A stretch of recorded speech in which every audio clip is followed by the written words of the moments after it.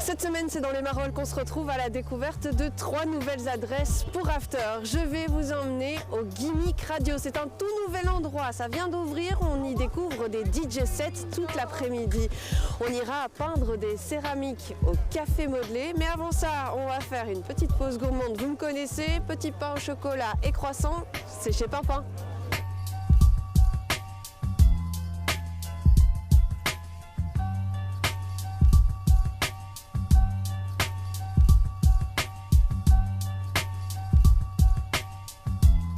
On est chez Pimpin. Ce qu'on essaye de faire ici, c'est de travailler avec des matières premières qui viennent de Belgique, qu'on source de manière assez scrupuleuse. Pour nos farines, on travaille uniquement avec des producteurs belges. On en a un qui est situé près de Liège et l'autre près de Charleroi. Et on les a choisis parce que les variétés qu'eux sèment et ont sélectionnées sont des variétés qui nous intéressent, qui n'ont pas été modifiées. Qui ont été cherchés un petit peu partout en Europe. On sait comment ils travaillent, on sait qu'il n'y a pas d'additifs sur les champs et nous, on n'y ajoute rien non plus. On a 5 variétés de pain différentes, si je ne me trompe pas. On a notre pain d'épeautre qui est la base, un pain de blé ancien, des baguettes, du seigle et alors on a un pain qui échange toutes les semaines dans lequel on remet des invendus alimentaires qu'on a récupérés et transformés. Par exemple, cette semaine, on a fait un gravlax de kaki. Donc on a récupéré des kakis qu'on a cuits en gravlax et on les a remis dans le pain. La semaine dernière, on a fait des clémentines qu'on avait préservées dans le sel. On ne choisit pas les invendus qu'on récupère, donc on est obligé de se débrouiller avec ça et d'être un peu créatif. Et ça vous permet à vous de vous renouveler aussi et de proposer à chaque fois de la nouveauté à la clientèle aussi.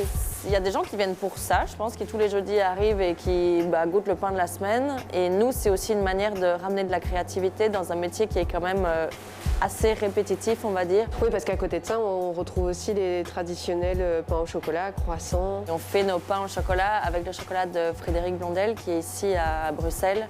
Donc on a été chercher du 70%, histoire d'être assez costaud sur le chocolat, quoi.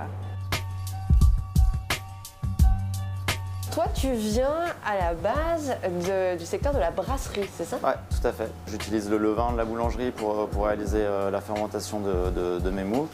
Et on utilise aussi les mêmes céréales qu'on utilise pour faire les pains ici. On est vraiment dans un fil rouge en fait, de la bière au pain, du pain à la bière. C'est toute une réflexion sur l'alimentation plus générale. Donc là aujourd'hui c'est le pain, c'est la bière, mais en fait derrière c'est beaucoup plus élargi. Je fais du cidre également. Quand je presse mes pommes, j'obtiens du jus, ce qui va me permettre de faire du cidre, mais après reste le déchet des pommes pressées. Et du coup, il y a 2 jeunes entrepreneurs aussi qui transforment ces déchets en farine. Et moi, j'aimerais bien pouvoir les réapproprier ici dans l'atelier chez Pimpin pour en faire des biscuits, par exemple. Ce qui ferait une jolie boucle. Tout ça à Bruxelles, forcément.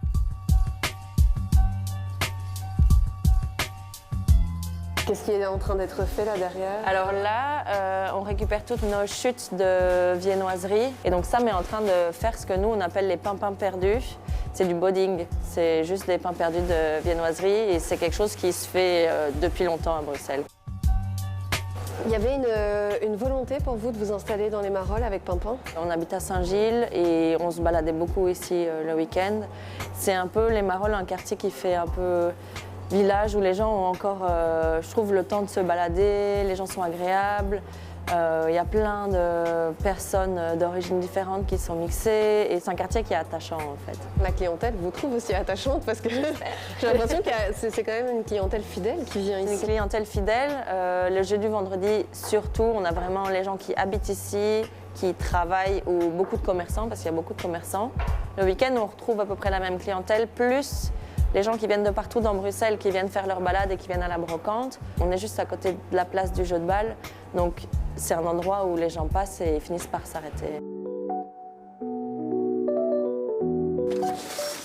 Bonjour. Merci.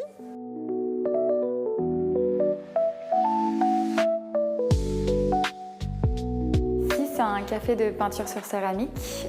On vient, on commande un café et on choisit une pièce à décorer. En fait, pendant 2h30, on a des peintures, donc des émaux qui sont à la disposition du client pour venir décorer sa pièce. Et puis, il y a des cafés, des chai latte, il y a du carrot cake.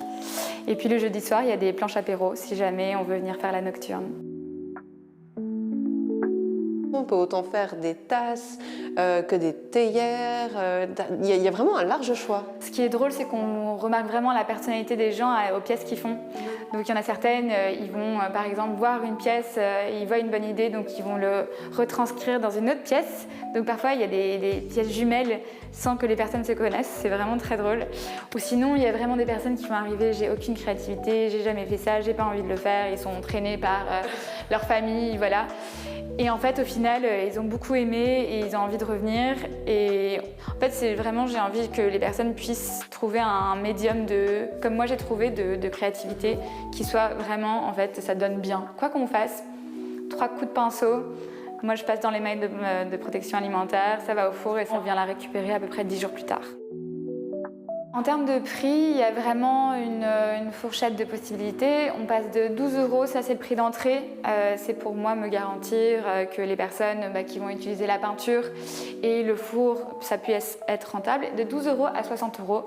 Donc il y a une vraie démocratisation au début et puis voilà, en fonction du volume des pièces, c'est plus ou moins cher. C'est une reconversion pour toi. Complètement. Bruxelles propose tellement de facilité, d'accessibilité pour être indépendant et se lancer que voilà, c'était parfait. Tu as été vraiment accompagnée dans ce projet ? J'ai été beaucoup soutenue par Oreca Formation B-Pro, mais il y a aussi le Hub Bruxelles qui est là pour soutenir Entreprendre Bruxelles, qui m'a beaucoup soutenue et toutes les primes qui sont à notre disposition. En t'installant ici, tu t'es rendu compte qu'il y avait tout un réseau d'associations sociales aussi, dans lequel tu aimerais aussi jouer ta part ? Oui, tout à fait. Le quartier des Marolles, en fait, c'est un quartier qui regorge de personnes avec des profils différents. Donc il y a la Seigneurie qui est en bas de la rue.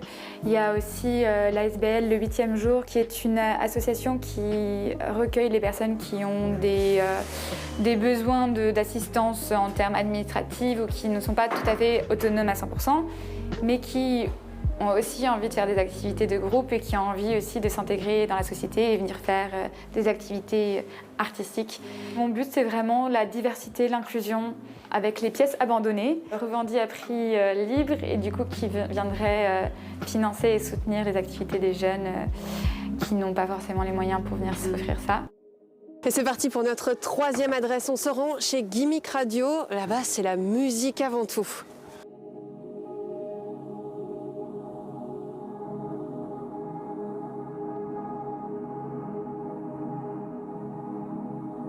L'idée, c'est pas de faire un club, on n'a pas envie que la musique soit à fond, que les gens viennent danser. Ça reste quand même, on veut que ça reste dans un cadre aussi d'écoute, amener la musique électronique aussi différemment, genre peut-être dans un processus plus d'écoute. Du coup, ici, vous êtes à Gimmick.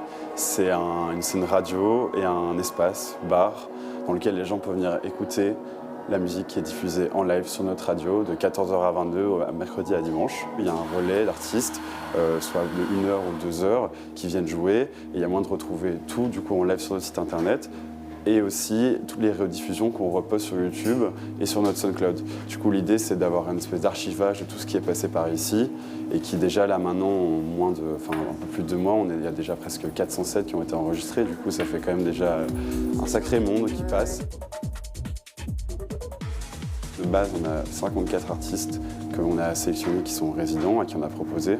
C'est autant des copains que des gens qu'on ne connaissait pas. Et on essaie de faire entrer un maximum de personnes dans la programmation. Si ça rentre aussi dans les styles de musique, on essaie de mettre en avant. Parce que même voilà, en musique électronique, il y a plein de choses. Il y a plein de sous-genres. Il y a des sous-genres qu'on essaie de pousser plus que d'autres.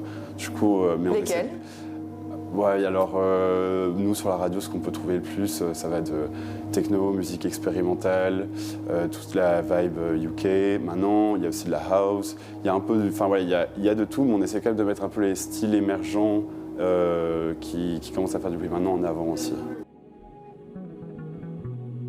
Ce qui est chouette, c'est de voir aussi qu'il se passe vraiment quelque chose dans le paysage bruxellois. Il y a beaucoup d'artistes vraiment de la scène de Bruxelles qui passent par ici, et même de plus en plus même d'ailleurs. On a des gens de Hollande, de France. C'est aussi créer un lieu de communion, que ce soit pour les gens qui sont juste curieux, mais c'est aussi pour les artistes. C'est très rare en fait d'avoir des espaces où justement qui soient dédiés à cet univers-là et à ce monde-là, qui est généralement plus consacré justement à des formats comme le clubbing, où c'est tard, c'est plus compliqué de rencontrer des gens.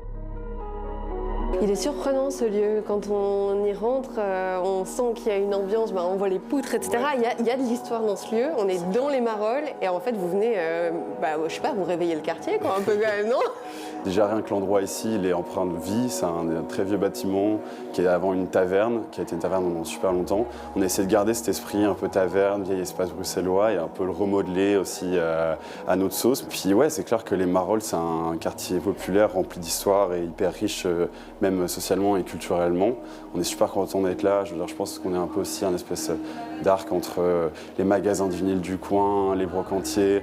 En réalité, je pense que notre projet, même le Fuse qui est juste à côté, on rentre quand même dans un... Allez, on n'arrive pas nulle part. Genre, il y a quand même déjà quelque chose qui est en train de se passer dans ce quartier. Vous vous êtes senti soutenu par le quartier quand vous êtes arrivé?